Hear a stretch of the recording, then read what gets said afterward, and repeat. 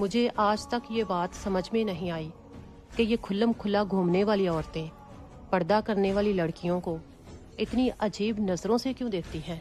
بڑی چھوٹی سوچ ہے ان کی، یہ سمجھتی ہیں کہ پردہ کرنے والی لڑکی کے اوپر بڑی سختی ہوتی ہے، پردہ اس کے لیے قید ہے، پردہ اس کے لیے گھٹن ہے۔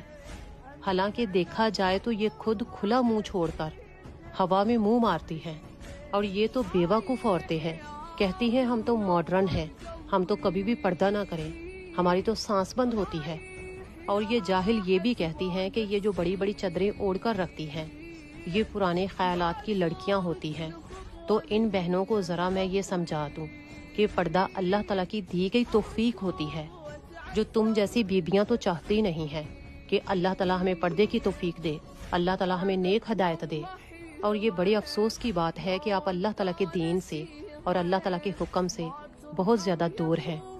اور یہ بات ہمیشہ یاد رکھنا کہ پردہ اگر اتنی چھوٹی بات ہوتی تو اس کا ذکر اللہ تعالیٰ قرآن پاک میں نہیں کرتا۔